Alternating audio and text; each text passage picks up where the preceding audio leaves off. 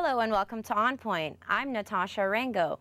20-somethings who identify themselves with Generation Y came of age during a recession and have a different worldview. For these students, traveling abroad may have crossed their minds, but time and budget constraints, as well as traveling anxieties, have held them back. Girl, money. I ain't got no money. I don't have any money. I am living off financial aid right now and my job, so if someone gave me some money, I'd definitely take the opportunity. The time, because we're in school right now, I can't stop, and the money too, because we don't have resources yet. Money wasn't an issue or stuff like that, I'll be walking around, or going new places, but, right now it's a modern world and, there's financial. It all depends about money-wise. I mean, if I had the money, I would travel. According to the Office of Travel and Tourism Industries, the number of people who traveled abroad between 2006 and 2012 dropped by 6 million people. While there also has been a drop-off in the amount of travel overseas by young people, some members of Generation Y still say they have the thirst to travel abroad. I love traveling. This is the best experience of my life. You can go outside of your environment. You go to see different communities, the way their economies, the way they speak, and their culture, the food. I just want to experience something different. I think it's what everyone's always looking for, something different, something out of the norm. Travel agents say there are many safe and inexpensive ways to travel on all kinds of budgets. Young people can also study or work abroad. On Point's Ruben Saenz has more on the story. Thank you, Natasha. Joining us today are our guest, Shubin, who is a coordinator of CSUN's Peace Corps Masters International Program. We have Juliet Aylmer, an advisor with CSUN Study Abroad and National Exchange Programs, and Ralf Korbner, who is a regional sales manager at SITA World Tours. Welcome, guys. Thank you. Before we get started, just want to thank you guys for being here today. We're going to start off with Shubin. We asked students here at CSUN if they traveled, and the majority of them said no. Some of the reasons were financial barriers. Would you say that our economy is playing a part of that? And do you see any progress in the near future? Well, certainly the economy is causing people to cut back in all areas that they spend money on, and particularly travel, because that's considered a luxury. But I'd like to really convey to students that I think this is very much part of education, that if you want to be a well-rounded, kind of global thinking individual, you do need to get out of town, and it is an extremely good use of money. So it's difficult, but there are a lot of ways that we'll be exploring during the program of getting out, and I think it's a great idea. Okay, now Ralph. I understand that not every student has the same budget. What are some of the travel packages your company offers, and what are the price ranges? We operate in the deluxe luxury market, so most of our clients are actually late 40s upwards. Our expertise destination-wise is Asia, Africa, South and Central America, and some of these destinations are still difficult to travel in. There are, in our industry, packages, for example, most Americans, first the youngsters want to go to Europe. There are companies, one of them that comes to mind, I'm not associated with them, is Contiki, for example. Some of you may have heard about that. They conduct bus tours through Europe where you get to see a lot of these type of things. I think $1,500, $2,000 for an organized trip that is led by a qualified tour director can probably get you there. One of the problems we recently have is that the airfares, transatlantic, transpacific, have really increased. In some cases, even for economy class, they have doubled in the last 4 years.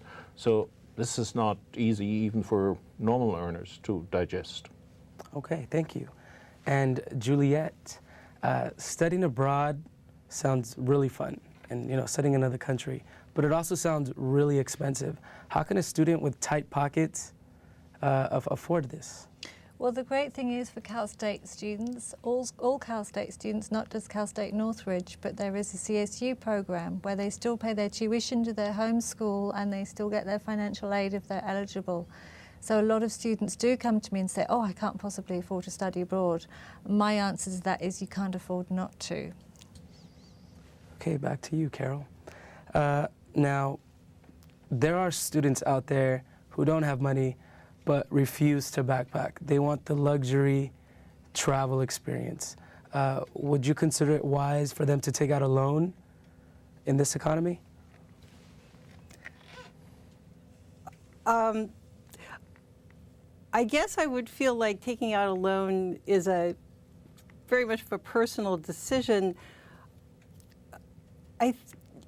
You simply become such a more sophisticated, well-rounded person by traveling. It truly is a good investment. And if you're sort of able to do that, I would recommend it. But in fact, there are a lot of programs that will pay you to go abroad. They pay you to speak English. They pay you to do things that you do as a student. So I would explore those alternatives first for taking out a loan. Okay, now Ralph, students aren't just students. They work and they have bills to pay. Do you guys offer any payment plans for those students who cannot pay in full? No, we do not offer payment plans. I know from years ago there was a product, Pleasant Hawaiian, for Hawaiian vacations, actually offered their clients to pay on loan. You could go first and then you would make the payments. But our company does not offer this. And I have not recently seen this. Most reputable tour operators with good names do not have such programs in place at this point. So what would you recommend for a student who can't pay in full? I speak as personally now. I was once in my 20s and I backpacked. And I backpacked in North Africa and Europe, and it was wonderful and it was safe. I would issue certain rules when you backpack, and we can discuss this maybe at a different time, how to do this safely. But that's what I would do. I also want to add really quick that there is programs like, for example, hotels.com, which is actually Expedia, websites that I personally use for travel. They're super safe, super reliable, with really great rates, with hotels that are 2-star, clean hotels, 2-star, 3 stars. They operate in many countries nowadays. And so to book hotels while you travel in that form is not a bad thing. Europe also offers great youth hostel product that you can use as a person in your 20s. And you meet great people there at the same time. Back to you, Juliet. So I understand that you can travel abroad by simply paying your CSUN tuition. What about living expenses? Is that something that students need to take on their own, or is that also covered by your tuition? No, the tuition is purely paying the tuition is purely covering the tuition cost. So students do obviously need to still find the airfare and the actual living cost, but there are a lot of scholarships available, and I give workshops and I actually give them a handout which lists all the scholarships. The Institute of International Education has a fantastic website where students can actually go and click on the country that they're interested in applying to and see what scholarships are available. All the time I'm promoting the scholarship availability to students, and so many students say to me, oh, I don't have time to apply for a scholarship. And I say, okay, well, then chances are you might not be able to afford to go. It really is time well spent to actually make that application. And once you've written one scholarship essay, you can keep it on your computer and you can regurgitate it, if you like, for another one. So I have students all the time who apply for scholarships, and sometimes they say, oh, I'm not going to apply because I won't get it. And I always say, well, no, you won't get it if you don't apply, so I would make the application. So to add to that, for a student who would or did get accepted to travel abroad or study abroad, how much money on average, would they need to take? It does depend on the country that they've been applied. So actually on the CSU website, students can actually click on that as a prospective student. They can look at the country and there are costs available there. So it obviously, as I say, it does vary on the country and the exchange rate at the time. So for right now for the UK, for instance, I'm just saying that because that's where I come from, not promoting the UK above any other country, of course, but it's approximately 23,000 for the whole academic year. So that's for 2 semesters. But that is obviously an estimate. But then it's actually a very good website, the CSU website, because it actually gives the comparison of what it costs to be at a CSU for the academic year as well. So students can see way up whether sometimes it can be a little bit cheaper, depending on the country they're going to. All right, Ralph, is there a financial advantage in using companies like yours as opposed to not using one? Is there a significant difference? There may not necessarily be a financial advantage, but there is a safety advantage.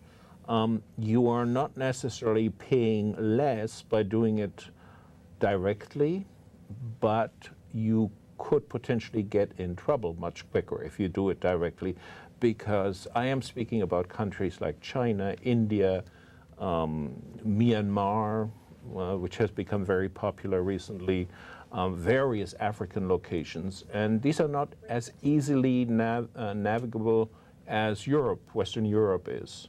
Western Europe, I would have no problem sending my children in a heartbeat on a backpack or just hotels. You know, sort it out yourself when you're over there. But I would not do so with many of the other destinations that we in particular offer.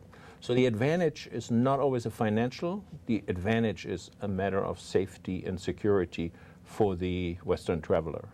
Okay. Now, Carol, besides being a professor here at CSUN, I also know you're involved in the Peace Corps? Right. I run a Peace Corps Master's International program. So that is for students that are already getting their master's degree. In our program is for students who are studying either mathematics or secondary education. However, you can go to the Peace Corps without a college degree, or preferably with a college degree. About 90% of Peace Corps volunteers have a BA or BS. And with that, you could teach English or volunteer working with public health services.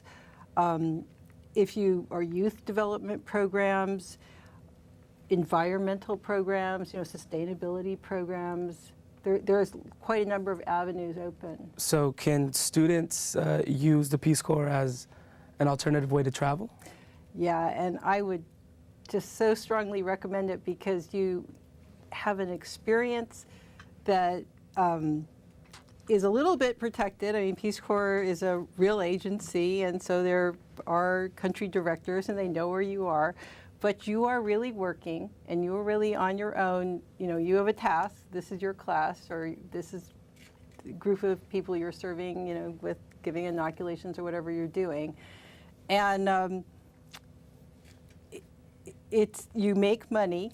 You have holidays. You have health care. They provide your travel and oversight. They pull you out of the country if you need to. And you receive money when you return. Wait, so you're telling me that you don't pay to travel when you travel via No, Peace you Corps? are going, the U.S. government is very happy to send you there because the best product that we can send abroad is not an iPod, it's actually a person. Okay, and if people think they have all sorts of ideas about America, but when they meet you or you guys, they know something different about America. They can see something really good and really positive. So this was a program that was started by JFK in 1961, and it was really, it comes through the State Department. And it's also a tremendous experience for the American citizen who goes, that they know that you will come back and be a far more global person, that you will be able to convey information to people here who didn't get a chance to go. They'll sort of get to go through you, and you'll just be much more sophisticated. Yeah. And these students who go abroad via Peace Corps, they're able to live off the money they're paid? absolutely, and save money. And when they come back, you get another $7,500.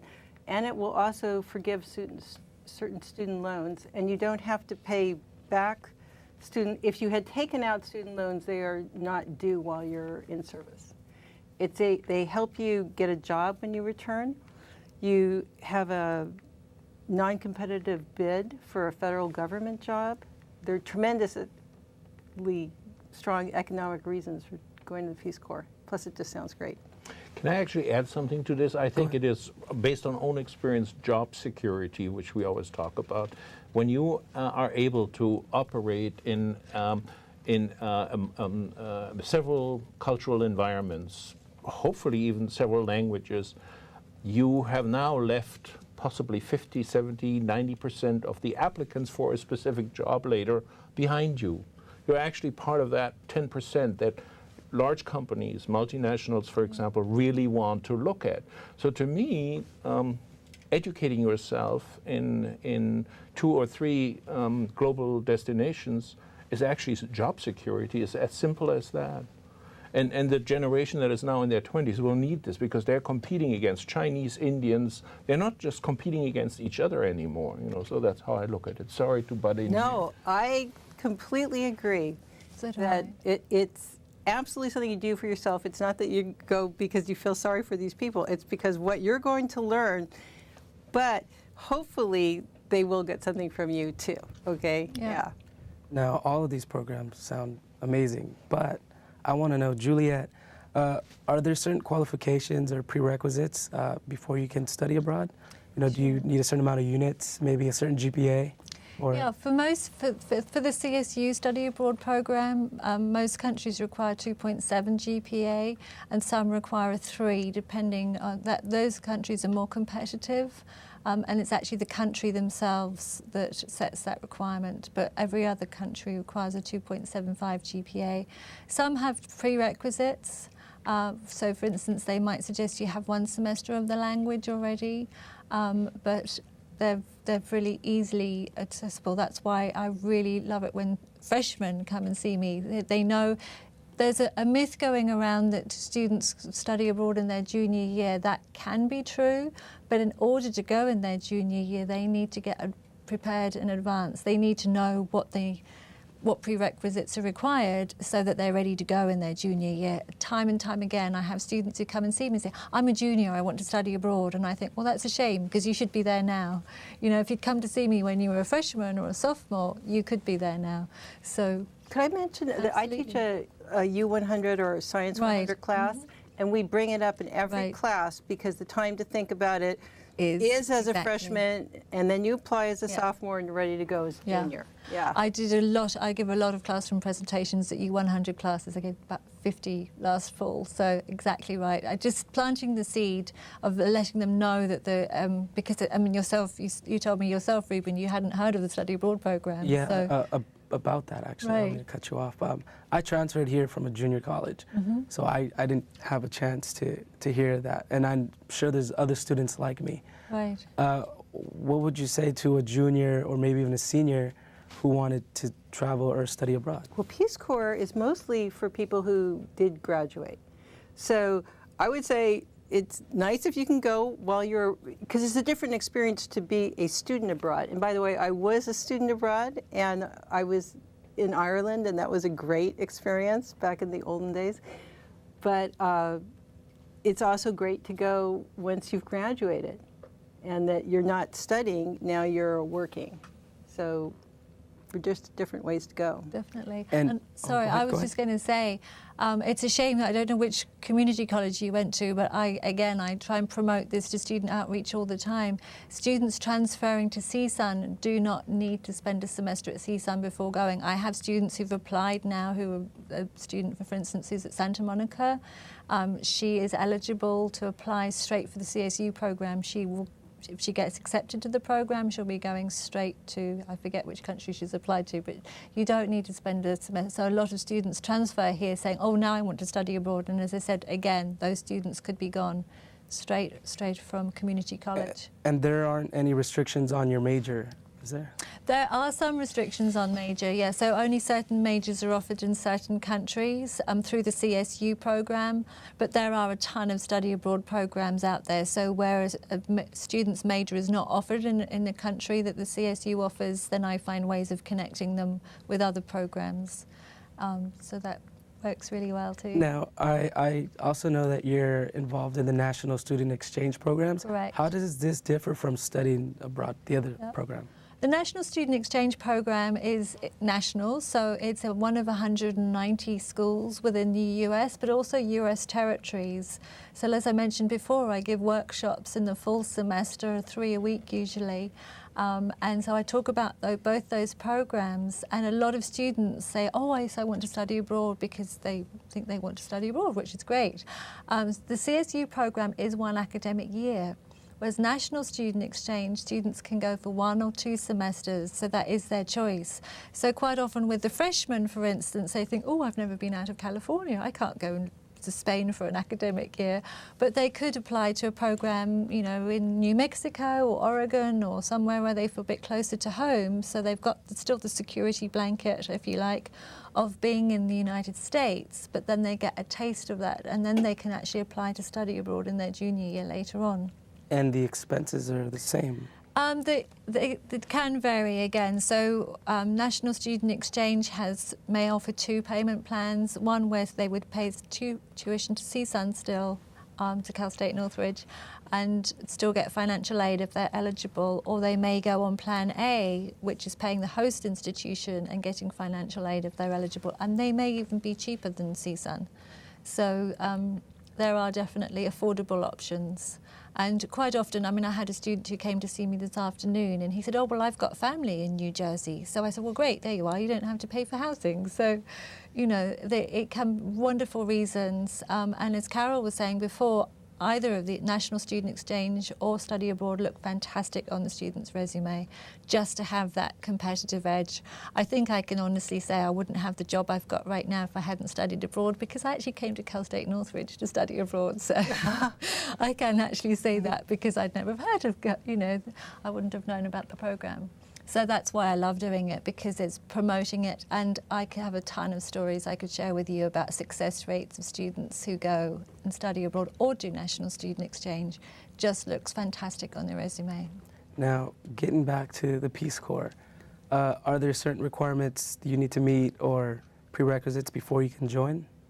Actually, the minimum requirement is that you're 18 or over and you're a U.S. citizen. But 90% of people who join are college graduates.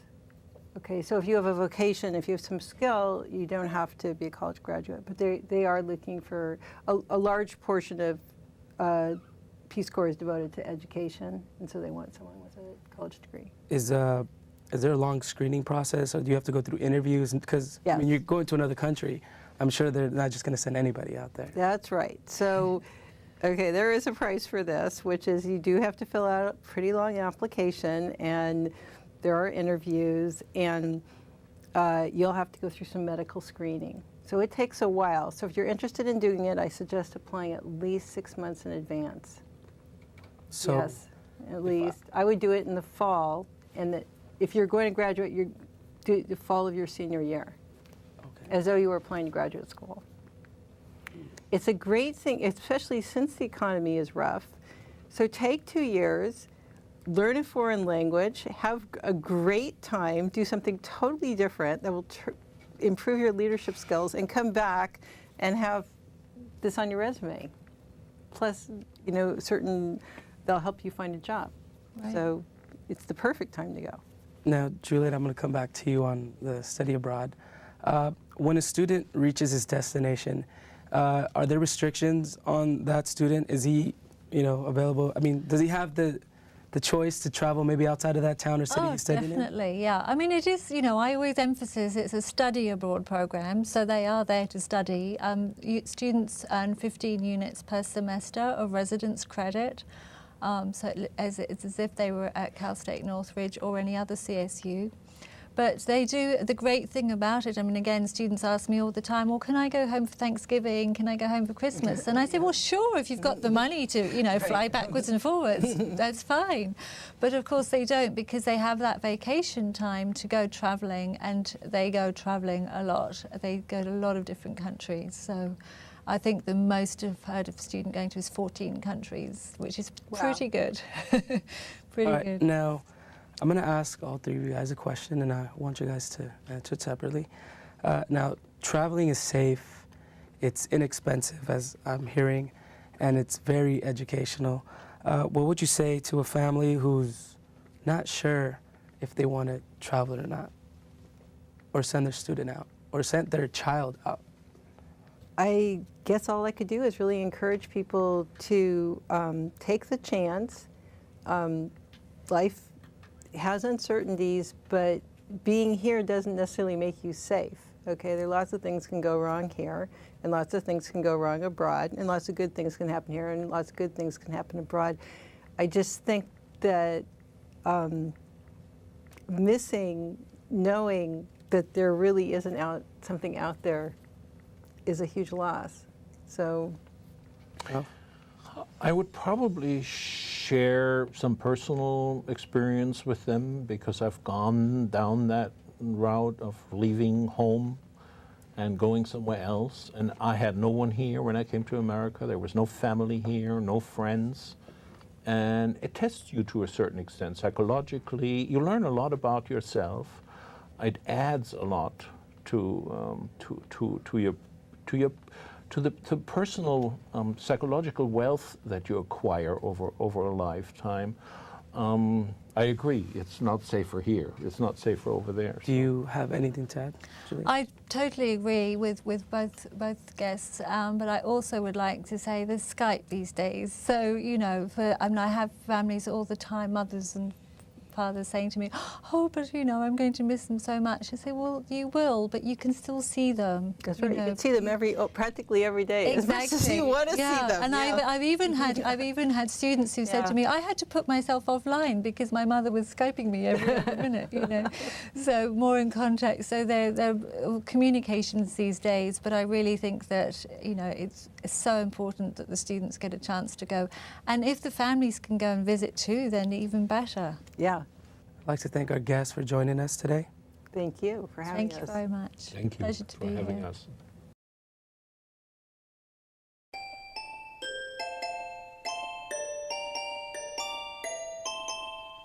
The smallest moments can have the biggest impact on a child's life. Take time to be a dad today. Learn more at fatherhood.gov. We would like to thank you for watching On Point. You can follow us on Facebook by searching CSUN On Point, and on Twitter at CSUN On Point, all one word. The show appears on our website at CSUNTVnews.com, and we air on television channel LA 36 Sundays at 4 o'clock. For Ruben Saenz and all of us here at On Point, I am Natasha Arango, and thank you for watching.